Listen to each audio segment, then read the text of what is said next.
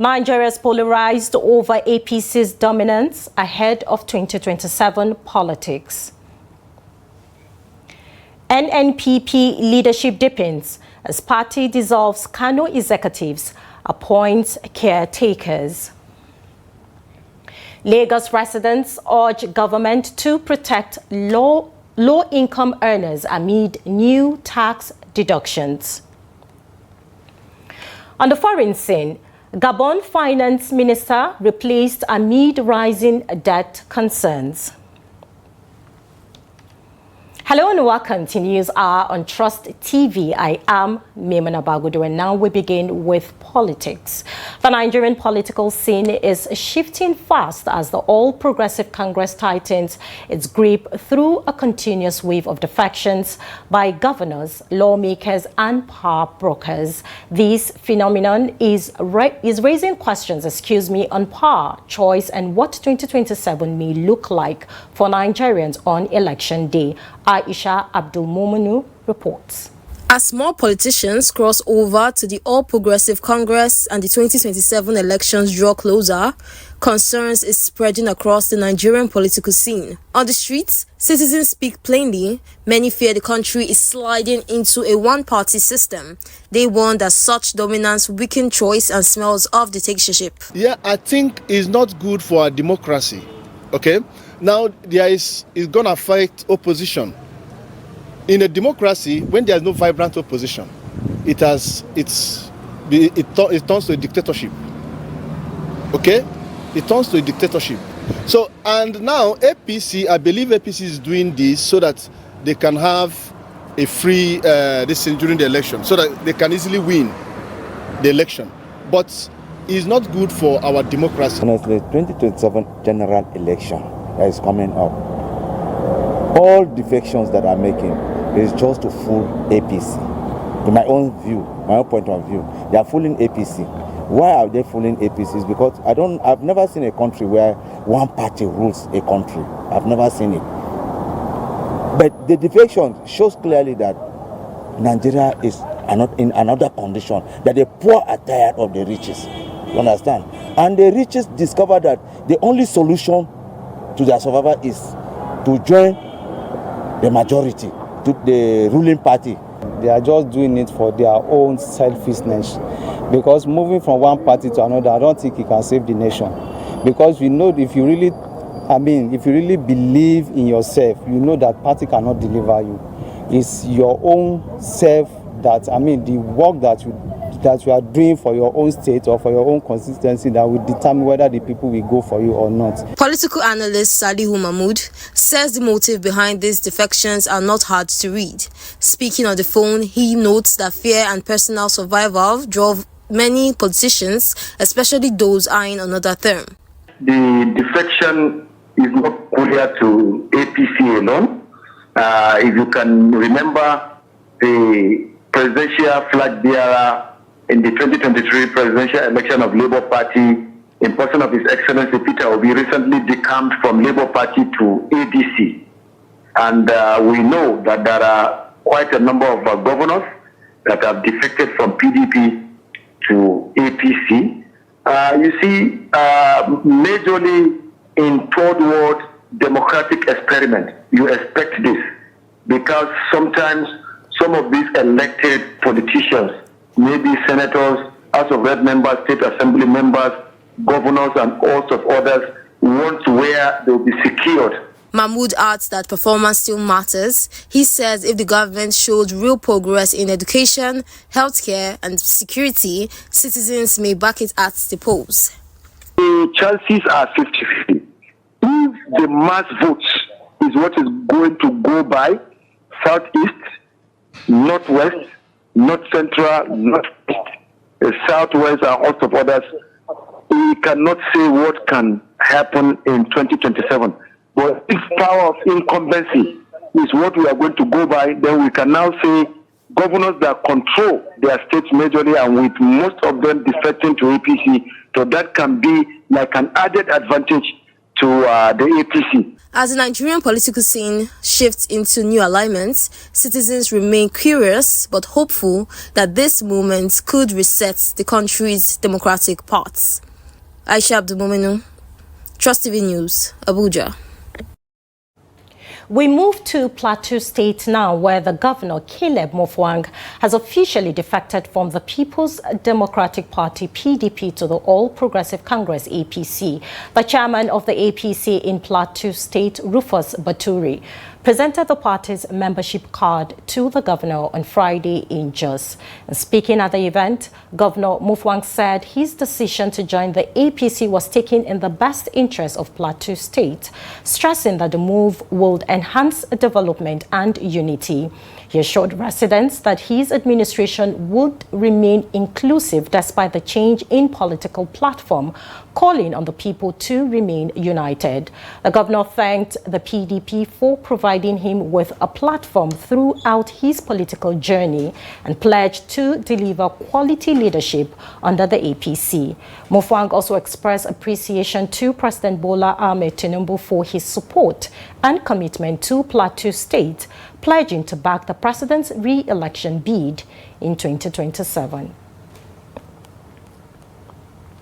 And now the internal crisis in the new Nigeria People's Party, NNPP, in Kano State deepened on Friday as the Kano State High Court upheld the suspension of the party's state chairman, Honorable Hashimu Suleiman Dungorawa. Justice Zuwaira Yusuf of High Court 13 Miller Road Complex affirmed the suspension imposed by Dungorawa's Gagari ward in Dawakin Tofa local government area and restrained him from parading himself as NNPP chairman pending the determination of the substantive suit. The ruling followed a motion experte filed by Shoaibu Hassan and 9 other NNPP members who accused Dungorawa of anti-party activities, including belittling Governor Abba Kabir Yusuf, creating division within the party, and failing to pay party dues. The court ordered all parties to maintain the status quo as of December 30th, 2025, and adjourned the matter to January 19, 2026 for hearing. And meanwhile, the NNPP State Executive Committee has endorsed Abdullahi Zubairu Abia as acting state chairman, a decision announced after an emergency meeting at the party's secretariat in Kano. The development is expected to further intensify the leadership tussle within the NNPP in the state. Now, the National Working Committee of the new Nigeria People's Party, NNPP, has dissolved all party executive committees at the state, local government and ward levels in Kano State. The decision followed an emergency meeting of the party's national leadership in Abuja and was announced in a statement issued on December 31st, 2025 by the NNPP National Publicity Secretary, Ladipo Johnson. According to the statement, the action was taken in line with the party's constitution, adding that caretaker committees will be appointed to oversee party affairs in Kano pending further arrangements. The move comes amid a prolonged internal crisis marked by leadership disputes and court cases involving party officials in the state. While dissolving the structures, the NWC commended the affected executives for their service and contributions to the party's growth, urging members to remain calm and committed as the party works to reposition itself in Kano State.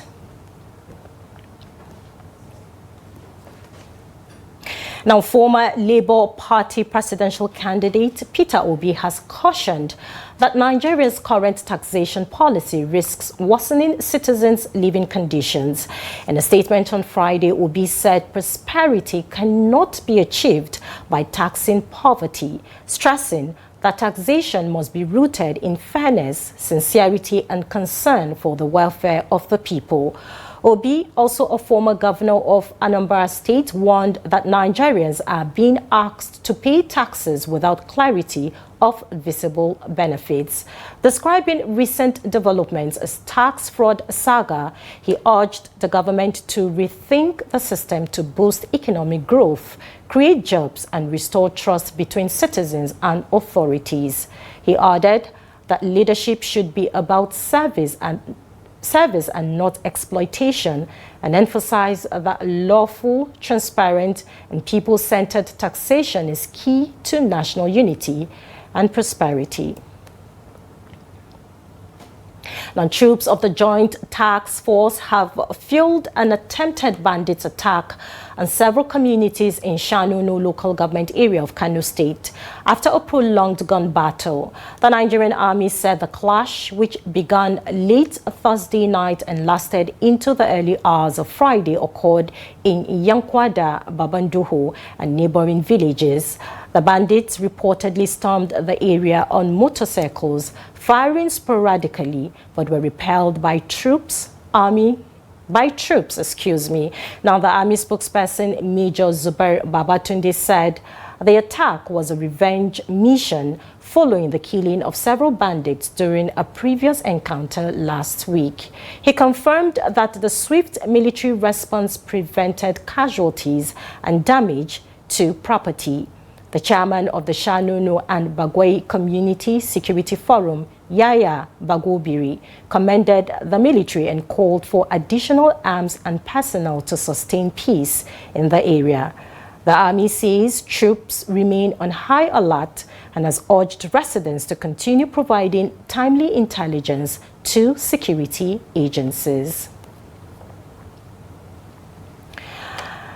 A UAV has crashed in Zangata Forest, Kwantagora local government area of Niger State, raising fresh security concerns in the region. The incident, which reportedly occurred around 5 p.m. on Friday, January 2nd, 2026, could not be independently verified by Weekend Trust as of the time of filing this report.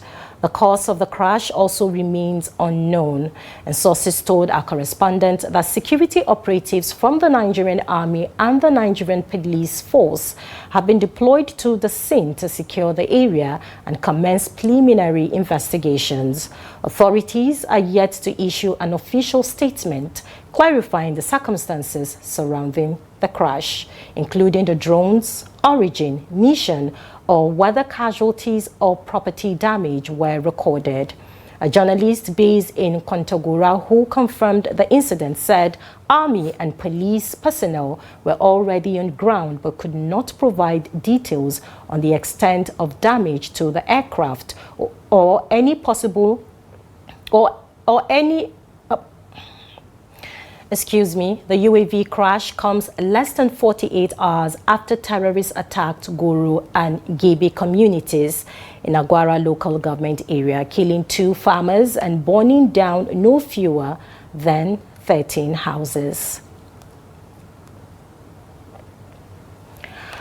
Nigeria's Chief of Naval Staff, Vice Admiral E.D. Abbas, has assured that the Nigerian Navy will deny terrorists and other criminal elements access to the Lake Chad waterways. He says the Navy remains committed to restoring social-economic activities in the region after over a decade of insurgency that disrupted livelihoods in affected communities. The naval chief gave the assurance during his first operational tour of Borno State, and Trust TV's Beatrice Krotzi reports. It is the first operational visit of the Chief of Naval Staff, Vice Admiral E.D. Abbas, to Maiduguri, the Borno State capital. After a quarter-guard reception, the naval chief alongside senior officers proceeded to the headquarters of Operation Hatinkai for a closed-door operational briefing. Speaking to journalists after the meeting, Vice Admiral Abbas said the visit was aimed at assessing ongoing operations and identifying areas that require support to sustain gains recorded against Boko Haram and ISWAP terrorists in the northeast. He assured that the Nigerian Navy will deny terrorists access to the Lake Chad waterways. you know that's a fishing community, and that is part of the socio-economic activity of that general area. So by our presence there, we are able to also make the waterways safe, and we have been able to do that. Right now I think we have dredged about 11 kilometers of the Lake Chad basin, so thereby improving the livelihood of the fishermen that use that general area, and the more catches they have, the better for the economy. So the naval chief later embarked on an aerial operational tour to the naval base in the Lake Chad region, where he inspected and assessed the waterways. He also addressed frontline troops and later shared a lunch with them. Vice Admiral Idi Abbas expressed satisfaction with the troops' counter-insurgency efforts and operational strategies, commending their resilience and sacrifice. He charged them to remain united and committed, assuring that victory over insurgency is in sight, while pledging continued logistical and operational support. I was not also sleeping. I have been thinking of this place to come and assess what is here. When I heard that drones come around at night, so personally I have not been sleeping. But having come here today and seen you people, I believe if I go back, I will sleep, because I don't. The naval chief also paid a courtesy visit to the Borno State Government House, where he met with Governor Babagana Zulum. But we still need your cooperation to ensure that the clearance exercise is completed. We believe it should not stop there, because the UN 2017 resolution security resolution has clearly stated that military operations are to be followed by stabilization mechanisms. As we clear the waterways, we need presence of Nigerians on the shores. It is hoped that the visit will further strengthen naval operations and enhance security across the Lake Chad region. Bitrus Kuruti, Trust TV News, Maiduguri. In another story, the Economic and Financial Crimes Commission EFCC has dismissed claims by Bauchi State Governor Bala Mohammed that it is being used to persecute him for refusing to defect to the ruling All Progressive Congress APC. In a statement issued on Friday, the anti-graft agency described the allegation as wild and far-fetched, insisting that it operates independently and without political interference. The EFCC was reacting to comments by the governor following the arraignment of Bauchi State Commissioner for Finance, Yakubu Adamu, and 3 others over alleged terrorism financing and money laundering involving $9.7 million. The commission said the charges were based on evidence already before the court, adding that Governor Mohammed's name appeared in the case because he allegedly approved the transactions. It rejected suggestions that the Minister of the Federal Capital Territory, Nyesom Wike, or any political actor could influence its investigations, urging the governor to focus on governance and allow the agency carry out its mandate. The EFCC stressed that allegations of a terrorism financing must not be heard, noting that it will continue to enforce the law without fear or favor. And now the Federal High Court in Abuja has scheduled January 7th to rule on bail applications filed by former Attorney General of the Federation, Abubakar Malami, his wife, Bashir Asabe, and son, Abubakar Abdul Aziz. The Economic and Financial Crimes Commission, EFCC, accused the trio of carrying out suspicious transactions and attempting to conceal billions of naira through bank accounts and property across Abuja. Kano, and Kebbi between 2015 and 2025 during Malami's tenure as AGF. The defendants are charged with allegedly disguising the origin of funds, acquiring property indirectly, and retaining sums they reportedly knew were proceeds of unlawful activity in violation of Nigeria's Money Laundering Prohibition and Prevention Act of 2011 as amended and 2022. Now, residents of Makurdi, the Benue state capital, have welcomed the year 2026 with optimism, hoping for a better year ahead. And Trust TV's correspondent in the state captures the feelings of hope and determination expressed by people in selected fun parks across the country. The report. The countdown to midnight, live music and fireworks lit up the skies of Makurdi, ushering in 2026 with joy and celebration. For many residents, the popular adage, New Year, New Resolutions, remains relevant, as the start of a year is seen as an opportunity to reflect, let go of the past, and embrace fresh beginnings. The dawn of the new year brought excitement to the streets, with adults and children enjoying the festivities. Families and friends gathered in high-spirited celebrations at city parks to welcome 2026 together.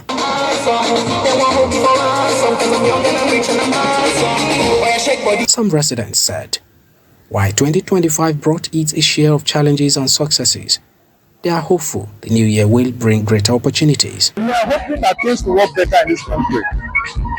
But starting with the year with fun like this, let me hope that they perform not throughout the year. I have to expand my business and use that. I will post last year, by the grace of God, I was here. So let this year be a blessing. Let this year be a memorable year ever. Let this year be a year of testimony to all of us. The optimism is widespread, though some also pray for less political tension across the country, emphasizing that national progress depends on peace and stability. There are areas like political tussles that happened last year, a lot of fights here and there politically. I don't wish it happens anymore. We want reunion, we want coordination, and we want partnership in politics. And then the economy itself, I'm praying and hoping the economy will be better this year. I don't know any bad news. I want to do a good year to us. I don't want to get the kind bad news. All these bandits that nothing like this so that this year will be a better year for everybody. We hope that first that the country will be better, so that we can equally keep sharing this nice time we are having with our families. And we hope that the economy is better. We hope that we'll have more opportunities for productivity, so that we'll keep having nice times like this. On the new Stamp Duty Act, set to commence this January, many residents said they were unaware of the law, but they remain determined to make the most of the opportunities the year offers. For the people of Makurdi, 2026 is seen as another chance to get things right, pursue new goals, and embrace the possibilities a fresh year brings. This is News Hour on Trust TV, coming up after the break. Lagos residents urge government to protect low-income earners amid new tax deductions. Do stay with us. More news when we return. Welcome back. If you're just joining us, this is the News Hour on Trust TV. Let's take a look at our top stories once again. Nigeria is polarized over APC's dominance ahead of 2027 politics. And NNPP leadership deepens as party dissolves. Kano executives appoint caretakers. And now moving on to more stories, residents of Lagos State have begun reacting to the new tax law that took effect on January 1st, 2026. The policy, which introduces additional tax deductions, has sparked concern among salaried workers, low-income earners, and small business owners who fear it could worsen the financial strain many are already facing. A Lagos resident, Sani Suleiman, warned that the new tax law could place added pressure on salary workers and low-income earners if not carefully implemented and monitored by the government. It will affect me because the way bank take announced yesterday, say each transfer of the 10,000, say they will probably come out 15 naira from our that is charges. So this will affect us. How much will be our salary? We go they cut 15 naira, issue 10 naira, 15 naira from the 10,000 transfer. So this is going to affect us. But my own problem is that if they collect this money from us, what did they won't go to do with it? What did they won't do with the money? That is my own problem. Nobody say they will come collect this money from poor people. Why they will take it and benefit only their children? That is the only way to they always get problem in this country. Similarly, Bayo Adebayo, a small business owner based in Lagos, described the recent bank tax deductions as excessive and potentially harmful to businesses already struggling with limited cash flow. But the thing is affecting us too, because the money is too much. I just see the alert, say they just have more money from me, because I'm using this bank, this intervention bank, from this OP. So I just see the alert. On January 1st, see them deduct our money. But the thing is affecting because there are no reason to deduct our money, but it will affect us. So government, please, the thing you are making, please, adjust the thing so that it will be okay for us. Everything in Nigeria is in a high price, is in a high cost. So in every way, in transportation, cost of living, everywhere, in every angle, because if you transact 2 times a day, they reduct anything that you make to withdraw your money or whatsoever, they reduct tax. That little that they reduct can go a long way to you. I know that maybe it's part of creating income, government to create incomes, but that is not the best way. They should look another way around. While government officials say the policy is designed to boost revenue and improve public services, residents are calling for transparency, fairness, and relief measures to protect the most vulnerable groups from undue hardship. As the new tax law takes effect, Lagos residents are urging authorities to balance revenue generation with social responsibility, ensuring that economic reforms do not deepen inequality or strain the livelihoods of ordinary Nigerians.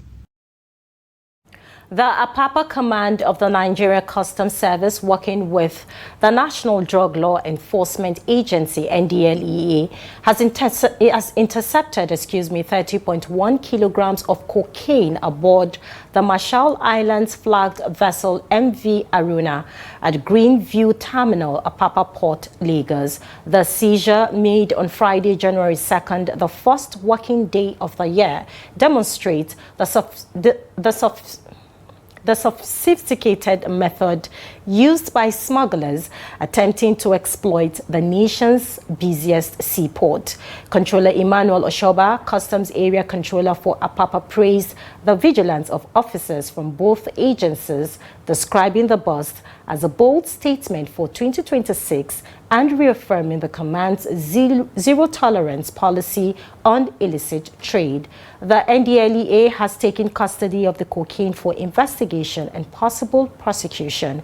This is the third major drug interception in recent weeks by the joint team, following the seizure of 25.5 kg of cocaine and 1,187 kilograms of high-quality drugs. In December 2025, Oshoba emphasized that Apapa Port remains committed to... I take that again. The Apapa Port remains committed to facilitating legitimate trade while protecting national security. The Nigerian Union of Journalists, NUJ, has called on government at all levels to include journalists in premium health insurance schemes to enhance their welfare and safety. The appeal was made during the presentation of financial support by the Gombe state government to families of 7 journalists who lost their lives in a tragic motor accident. And Trust TV's Hassan Lawan Koli reports.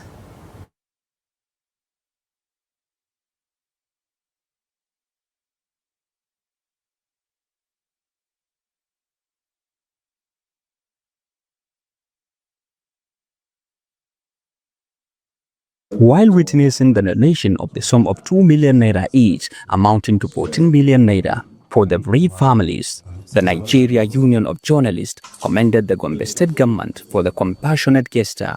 The union, however, stressed the urgent need for journalists across the country to be enrolled in premium health insurance schemes to reduce medical and emergency costs, especially in cases of accidents sustained in the line of duty.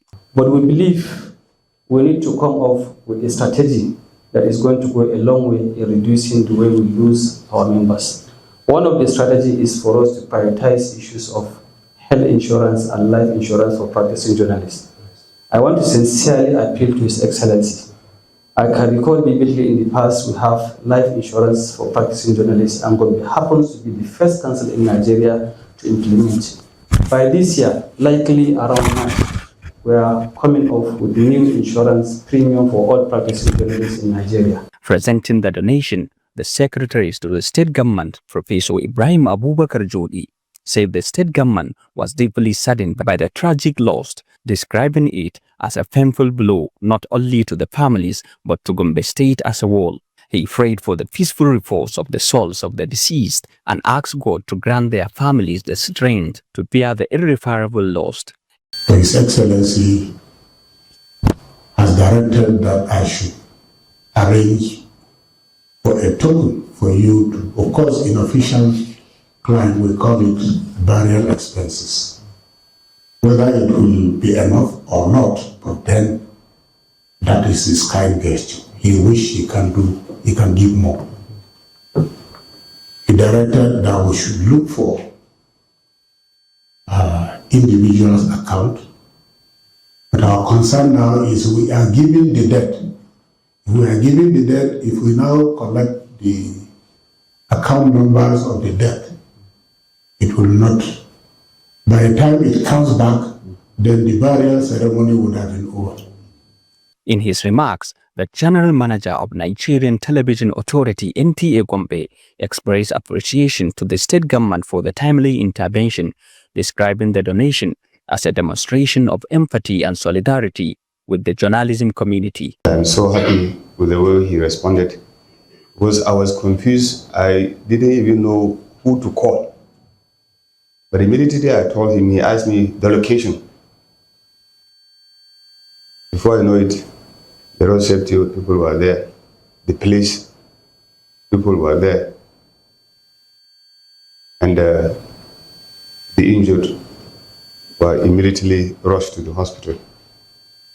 Then later on, the other people who died were also rushed to the hospital. Representatives of the deceased journalist families also thanked the government for the support, noting that the assistance will help cushion the immediate hardship faced by the family. They offered prayers for the state leadership and appreciated the government for standing by them in their moment of grief. Kindly extend our sincere gratitude and appreciation for His Excellency. I also want to thank all the members who participated from day one up to this moment to come to the aid of the families of the deceased people. I also want to plead, if possible, and that one is personal. I saw some of them having small kids. This should be the beginning. It shouldn't be one rain and it ends there. Those kids, sometimes they need support.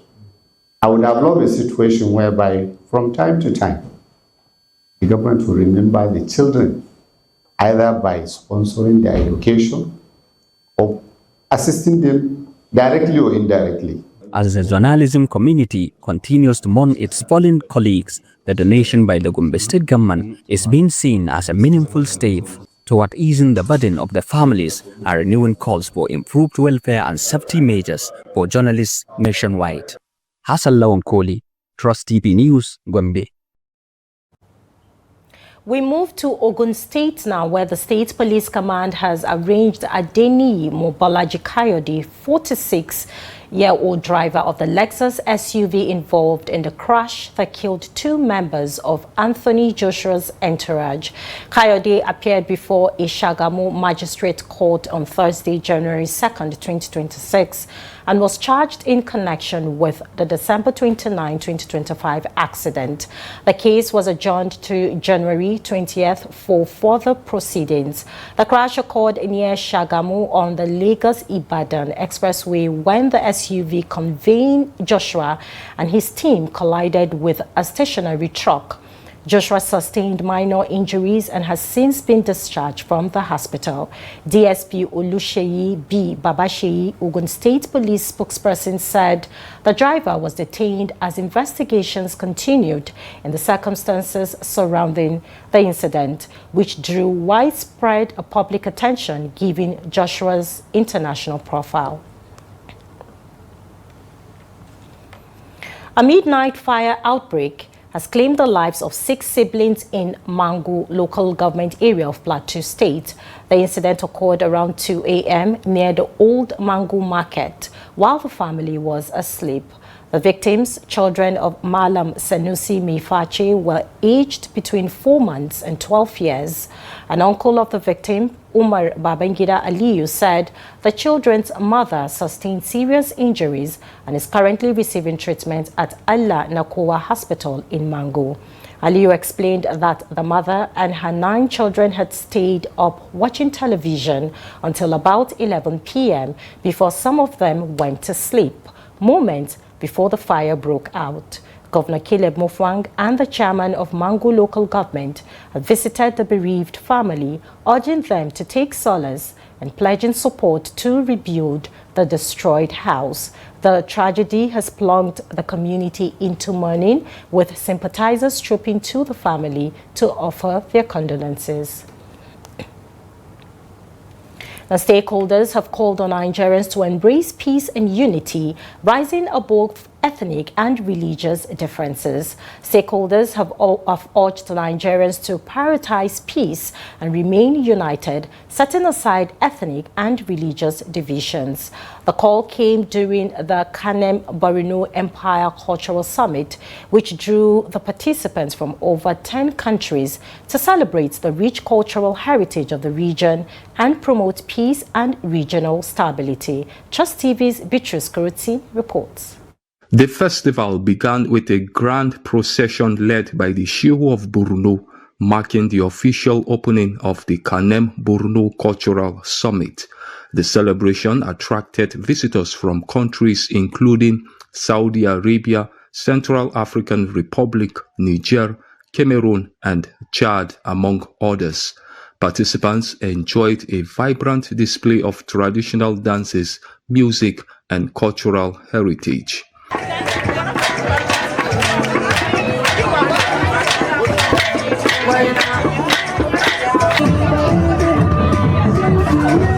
After a decade of insurgency that disrupted cultural celebrations, this festival in Maiduguri is seen as a symbol of restored peace in the region.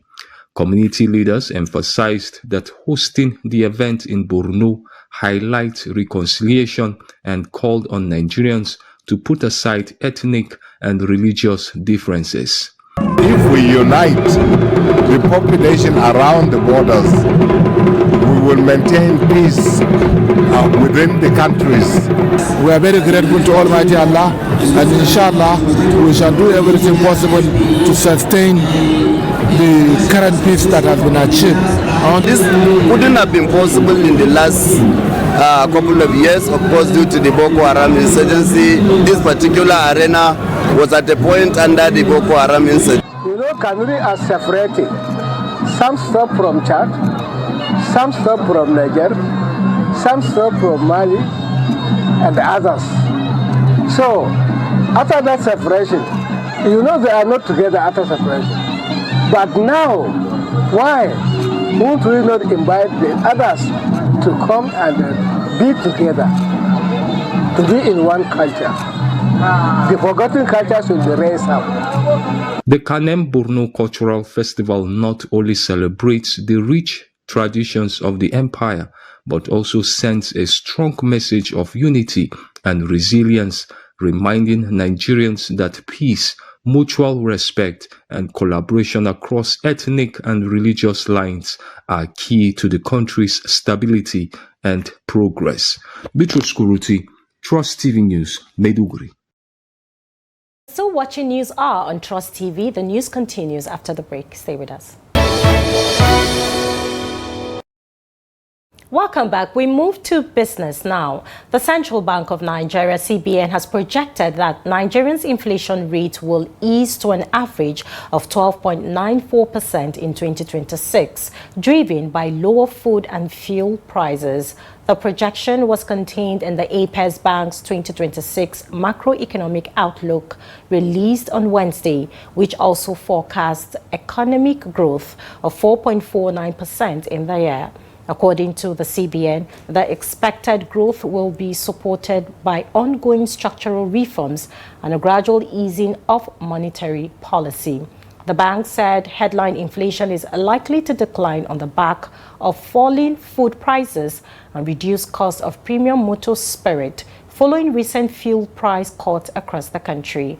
The outlook comes amid intensified competition in the downstream oil sector, with the Dangote refinery significantly reducing petrol prices, leading to pump prices ranging between 739 naira and 910 naira per litre nationwide. Now, meanwhile, data from the NBS showed that food inflation dropped to 11.08% in November 2025, reinforcing expectations of further price moderation.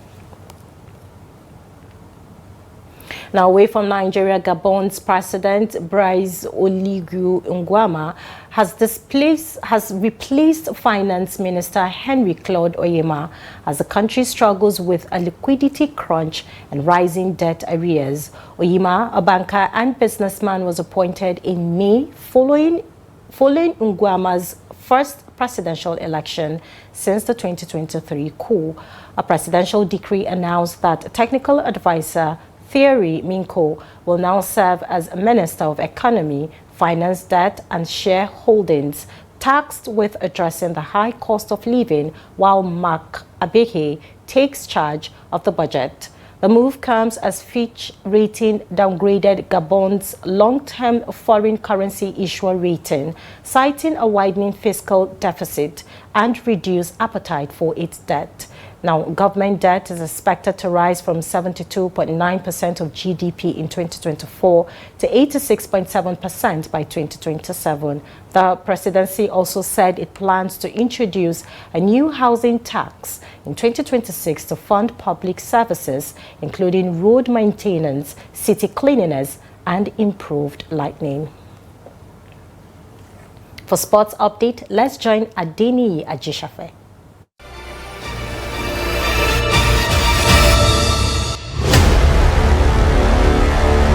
World record holder Tobi Amusan has kicked off 2026 on a strong note after finishing the 2025 season ranked among the world's top 3 athletes in the women's 100-meter hurdles.